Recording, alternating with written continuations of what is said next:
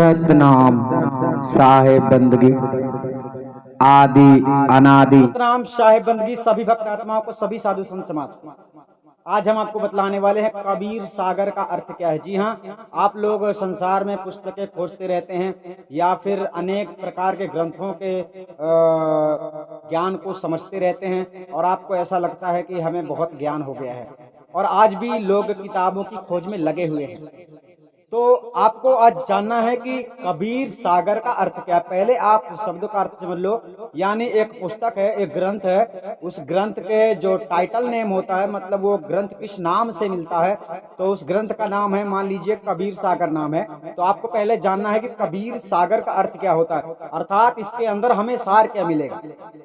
आप लोगों को इसके अंदर सार क्या मिलेगा जो कबीर सागर नामक पुस्तक है। तो पहले हम शब्द से ही जान लेते हैं। जो बाहर अर्थ लिखा, मतलब शब्द लिखा होता है, शब्द में अर्थ होता है। मतलब किसी भी चीज का नाम जो है, किसी भी पुस्तक का नाम जो है, उसके विशेष मतलब उसके जो अंदर गुण होते हैं, जो अंदर उसके सार होता है, जो उसके अंदर ज्ञान होता है, उसी को लेकर ही मतलब टाइटल में नाम दिया जाता है पुस्तक में। ठीक है, जैसे समोसा वाला अपने होटल पे लिख सकता है समोसा, आलू भंडा, भजिया, समोसा ना, ऐसा कुछ लिख सकता है, क्योंकि उसके दुकान में ये चीजें मिलती हैं। इसी प्रकार से जो कबीर सागर नामक पुस्तक है, तो इस कबीर सागर नामक पुस्तक को पढ़ने से, या कि आप लोग किसी के माध्यम से कबीर सागर का नाम ज्ञान सुन रहे हो, समझ रहे हो, तो उससे आपको क्या लाभ होगा। तो सबसे पहले आप ये समझ लीजिए कि कबीर सागर का अर्थ क्या होता है। इसके बाद आप समझ जाएंगे कि हमें इससे क्या लाभ होगा। ठीक है, तब तो आप इसकी खोज करिए। यानी आप जिसकी खोज में बहुत समय से लगे हो, बहुत परेशानी उठा रहे हो, आपको पुस्तकें नहीं मिल पा रही हैं, परंतु उसके मिल जाने से आपको क्या लाभ होगा, हम यहाँ पर आपको ये बता देते हैं। कबीर सागर, पहले हम कबीर को समझ लेते हैं। तो जो कबीर की बात आती है, तो ये कबीर कोई और नहीं है, बल्कि जो सदगुरु कबीर साहब प्रकट होकर अपना संसार में ज्ञान प्रचलित किया है, उसी कबीर का नाम है। ठीक है, प्रथम कबीर तो ये हो गए। अब दूसरी बात होती है सागर। सागर का मतलब आपको समझ लेना चाहिए कि सागर एक ऐसी स्थिति, ऐसी जगह, ऐसा स्थान माना जाता है जिसका पार किसी ने नहीं पाया, यानी कोई पा भी नहीं सकता है। सागर से था, यानी सागर के अंतर्गत सत्य को खींच कर लाना, सत्य तक पहुंच जाना। सत्य मतलब होता है नीचे तक पहुंच जाना, नामुमकिन है।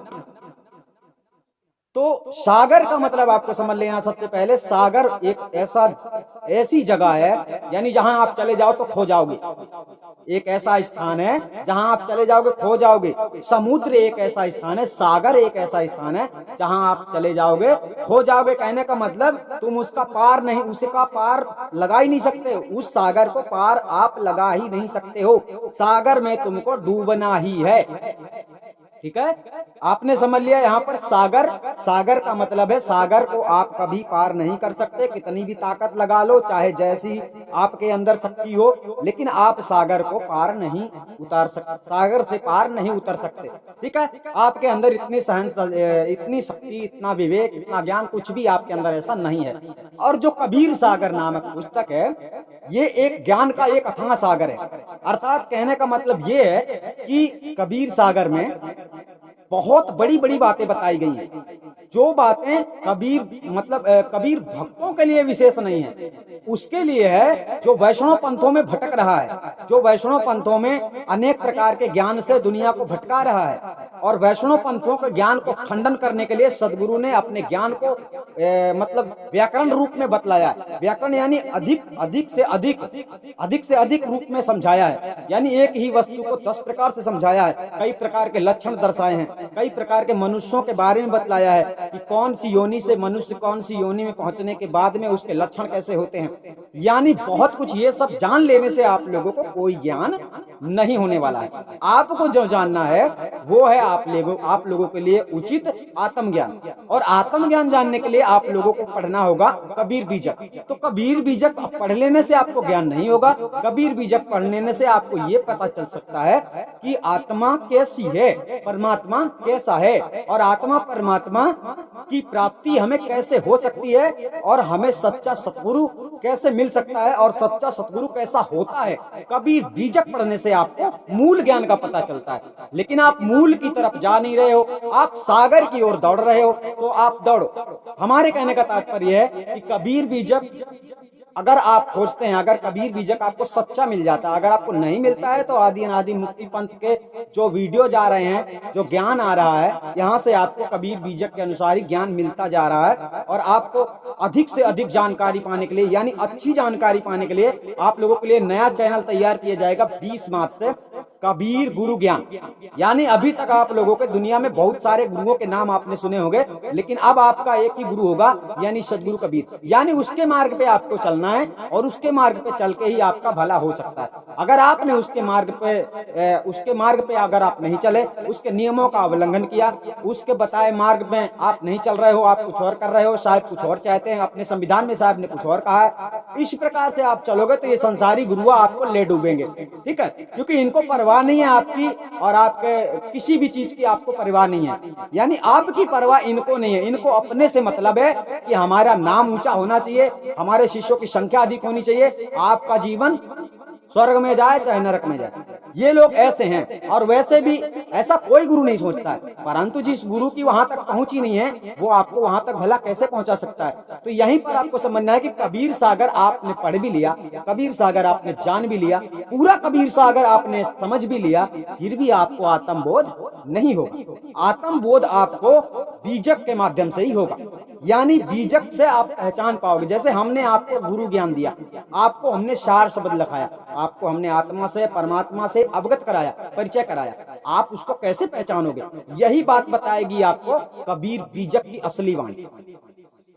यानी आप नहीं समझ पाओगे कि यही आत्मा है जो हम बतलाएंगे, आप तब उसे समझोगे जब कबीर साहब की असली बीजक वाणी का अध्ययन करोगे और समझोगे। जब आप साहिब की बात को स्वीकार कर लोगे तो आप निश्चित रूप से समझ पाओगे कि यही आत्मा है और यही सार शब्द महाचेतन सत्पुरुष परमात्मा है।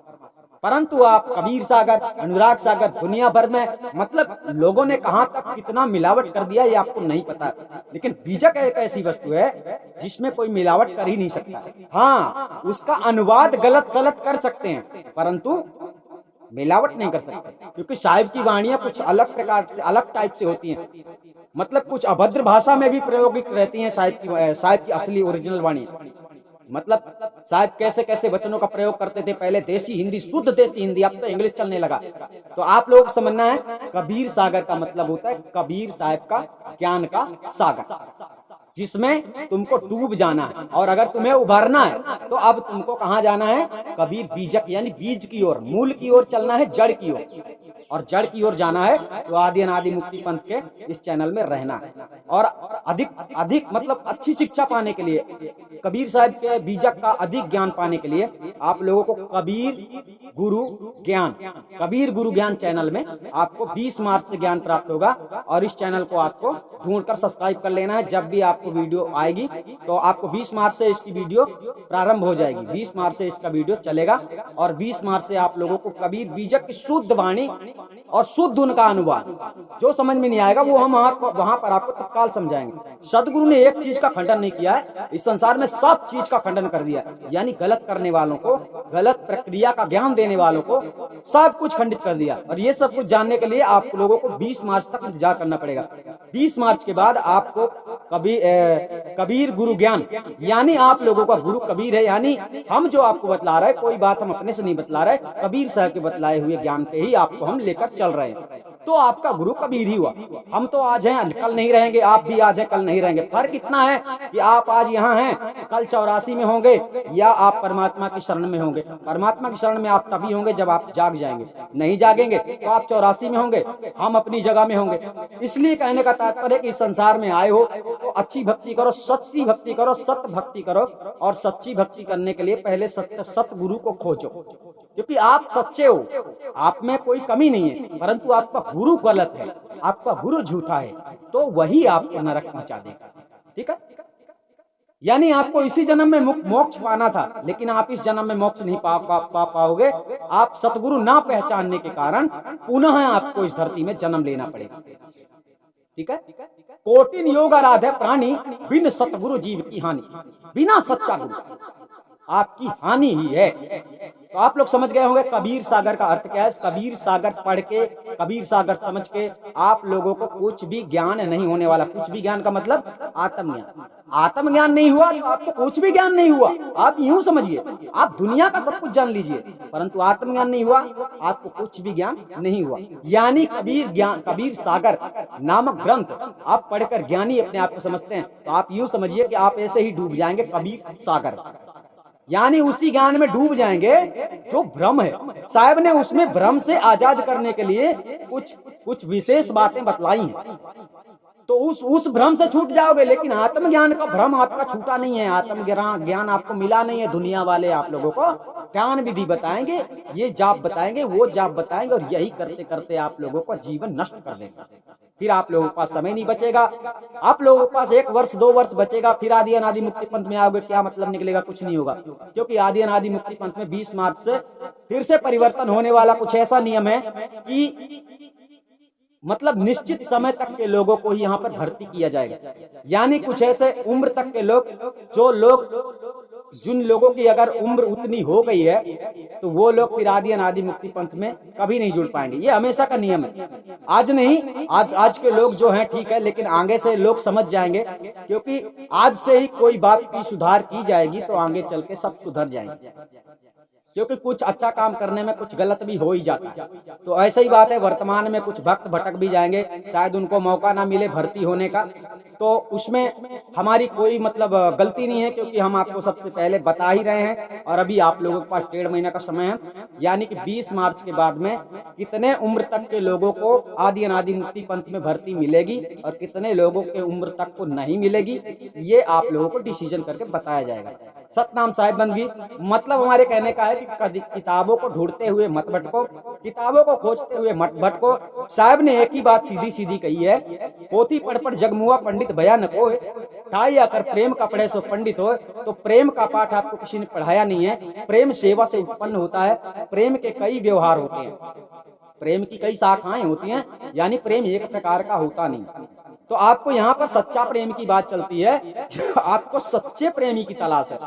तो सच्चा प्रेमी तो आपको मिल नहीं रहा है, यानी जो आपको सच्चा प्रेम करे, यानी जो परमात्मा का सच्चा प्रेमी है। यहाँ तो सब धन दौलत के भूखे, मान बढ़ाई के भूखे, झूठ बोलना सच बोलना, इनको तो तर्क वितर्क करना, ईर्षा ईर्षा मान बढ़ाई, यानी इनको तो कुछ दिखता ही नहीं है। अंधेर नगरी में घूम रहे हैं और बस बाजा बजा रहे हैं, कबीर पंथी कबीर पंथी कबीर पंथी। तो बाजा बजाने से कुछ नहीं होता। सतनाम साहिब बंदगी आप लोग समझ गए होंगे। हम आपको फिर मिलेंगे।